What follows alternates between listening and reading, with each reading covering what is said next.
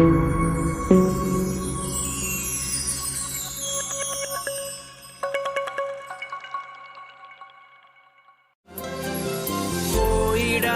നാം ലോകം മുഴുവനും പോയിടാം സുവിശേഷവുമായി പോയിടാം നാം യേശുവിനായി സാക്ഷികളായിടാം പോയിടാം നാം Book of Sirach, chapter 39, verses 1 to 35. But it is different with the man who devotes himself to studying the laws of the Most High. He examines the wisdom of all ancient writers and concerns himself with the prophecies. He memorizes the sayings of the famous men and is a skilled interpreter of parables. He studies the hidden meaning of proverbs and is able to discuss the obscure points of parables. Great men call on him for his services, and he is seen in the company of rulers. He travels to foreign lands in his efforts to learn about human good and evil. It is his practice to get up early and pray aloud to the Lord his Creator, asking the Most High to forgive his sins. Then, if the great Lord is willing, he will be filled with understanding. He will pour out a stream of wise sayings and give thanks to the Lord in prayer. He will have knowledge to share and good advice to give, as well as insight into the Lord's secrets. He will demonstrate his learnings in what he teaches, and his pride will be in the Lord's law and covenant. He will be widely praised for his wisdom, and it will never be lost, because people for generations to come will remember him. The Gentiles will talk about his wisdom, and he will be praised aloud in the assembly. If he lives to old age, he will die a famous man. But if he is laid to rest before he is famous, he will be content. A hymn in praise of God. Like the moon, I am full of more ideas to be discussed.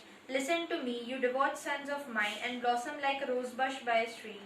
Bloom like a sweet-smelling lily, and send your fragrance into the air like incense. Sing the Lord's praise and thank him for all that he has done.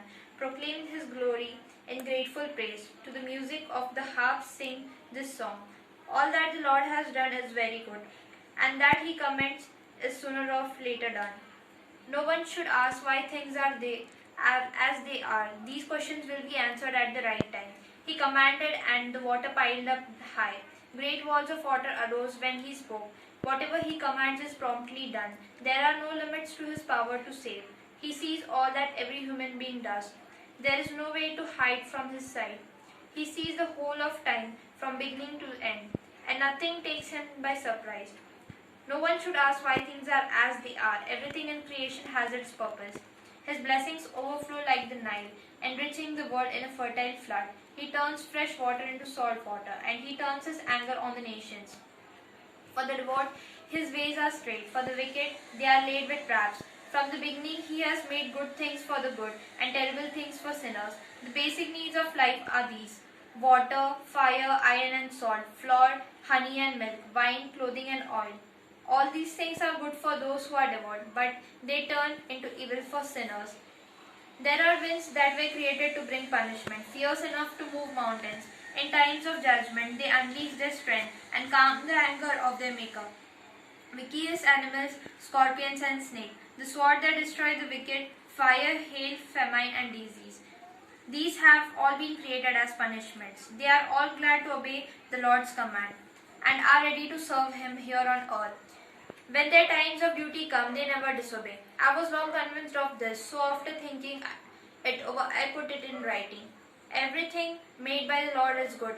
He meets every need at the proper time. So no one can claim that some things are worse than others, for everything is good in its proper place. Now then, sing praise with all your heart and praise the name of the Lord. This is the word of the Lord. പോയിടാം നാം ലോകം മുഴുവനും പോയിടാം സുവിശേഷ